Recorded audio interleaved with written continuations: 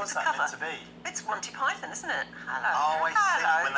When they play with an old lady. When they're confused. Isn't it? Something like that. I can't remember, honestly. I was never that much of a Monty Python fan, but it's obviously sank in somewhere Should we along the do line. front pages then? Yeah, stuff it, yes. Let's look at the front pages. Well, the Telegraph leads on the damaging allegations against Deputy Chief Whip, as it's revealed that the Prime Minister turned a blind eye to sex pest warnings. That's their phraseology. The Times leads on the latest allegations that the Prince of Wales took money from foreign donors against the advice of his courtiers. And the Observer covers the official probe into the Prime Minister's plan to build 40 new hospitals by 2030. The Mirror leads on the PM's failings to crack down on pincher despite warnings. So let's go through the papers now, and joining us is Mariana Hutter and Andre. I've forgotten your surname there. The Giants. Yeah. Peter Andre. Yes, that's right. Not quite. Okay. Yeah, that's where I come back to my confusion, because I didn't know my order of things. What are we going to first? Let's start, Marianne, with the cost of living. So this is a piece in the Times about how children's doctors, paediatricians, are warning that there's a generational impact on children's health because families can't afford healthy food.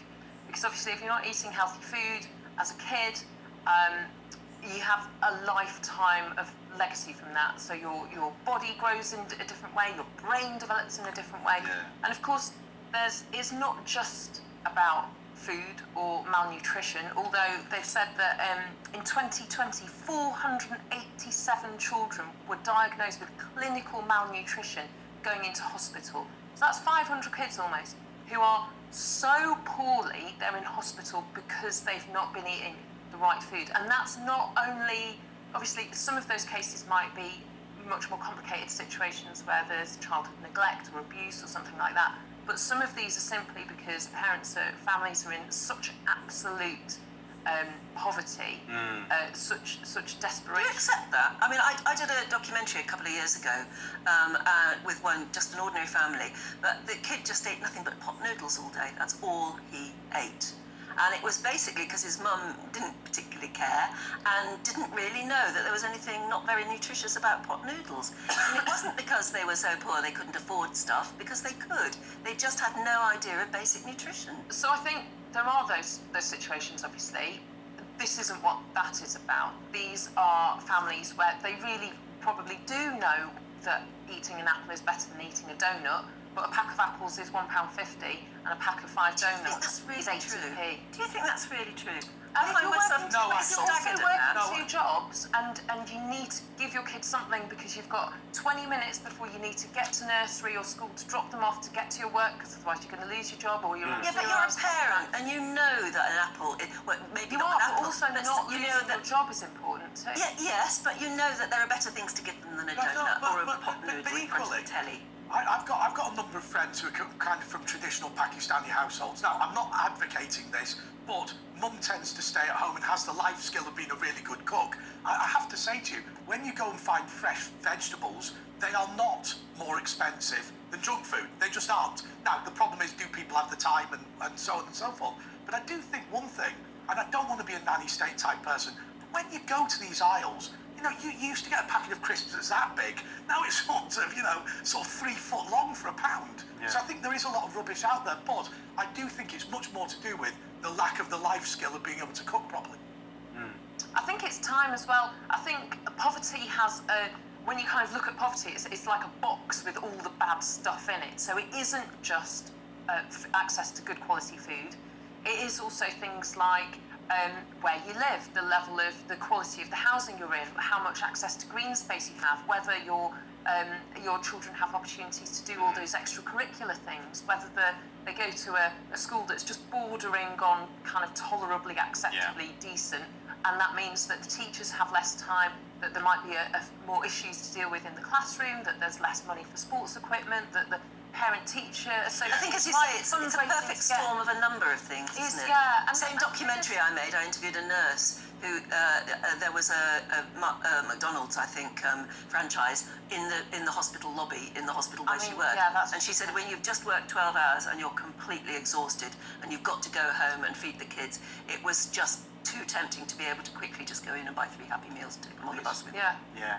And Instead we're of cooking hardwired once to you got home. kind of... It's a perfect storm of lots of things. Though, Yeah, and we're hardwired to grab those salty Especially things, when we're the sweet tired, things, the fat working a things, lot, and yeah, of course, your rational brain is going, oh, well, this isn't good in the long term. But like you say, in that moment, you're just like, this is going to have to do. Yeah, hence the word tempting. Shall we move on? Andre, you want to talk about online grooming? Yeah, we're still on the subject of children actually, but look, Yeah. this is not the online grooming that we're used to talking about. You know, people going onto internet chat rooms and so on and so forth. What's happened is there's been a large amount of hacking going on, and the details of young people and children are now available on the dark web to buy. So, I mean, effectively, I'm not a great expert in this field, but effectively, what is happening is your details are being sold to fraudsters. Now, for a lot of us, that just means you get a bit of junk mail that goes in the spam filter. But obviously, children and young people might not necessarily know, you know, what the warning signs are. So it's incredibly worrying.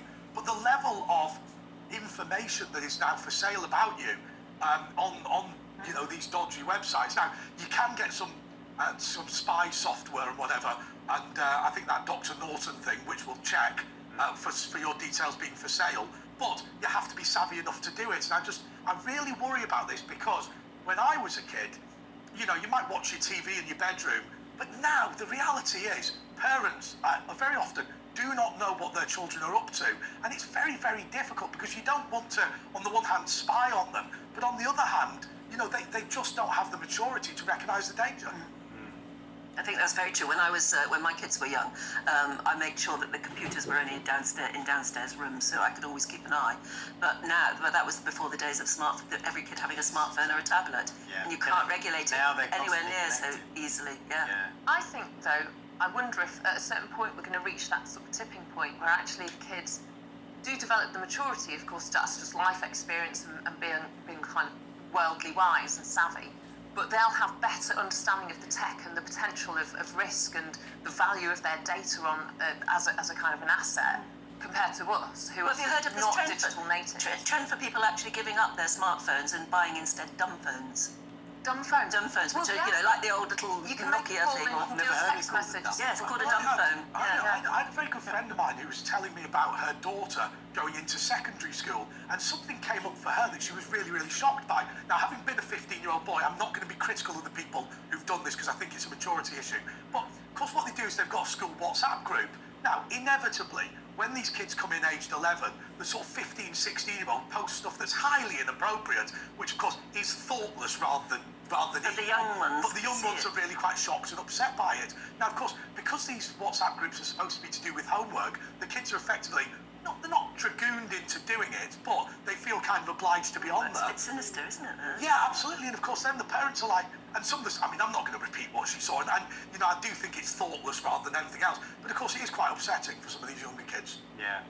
Maybe we should make a campaign for dumb phones. Well, I think it's starting. It's catching on. Very judgmental. That's very harsh on phones. It's a phone that's just a phone. Just a phone. And one that actually fits in your pocket and actually lasts 3 days. You remember the little ones? That's right. Yeah. The little Nokia 7612s. They got a bit too small, and then you were kind of pushing. Yes, and then you could barely read them anyway. They got a bit silly, that. No, apparently there's a huge trend for dumb phones. If you're a dumb phone owner, get in touch. How?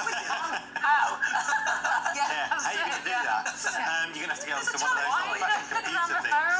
Yeah, exactly. Marianne, most Brits prefer to eat their picnics inside. Yes, this is a survey. Obviously, we're potentially going to have a heat wave this week coming. So if it's sunny, by all means, join the masses. 1/3 of us think that the beach is our best and favourite place to have a picnic. I think sometimes you get sand in your sandwiches. Yes, you do. Yeah. Only 1/5 of people rate parks as a good place to have a picnic. But if it rains, us Brits are a hardy lot. We're tenacious. We won't give up on the picnic. We'll just have it inside. Or other options. Is it still a picnic? Inside a horse box, or a motorcycle sidecar, or sitting in your car with the windows up, getting A motorcycle sidecar? It's I very don't British, know that though, isn't it? I mean, no matter what the weather, we will picnic this afternoon, whether we like it or not. My mother, God rest her soul, had a brilliant trick when we were little. We used to live in this little bungalow, and literally, probably about 10 foot away, there was a little public green.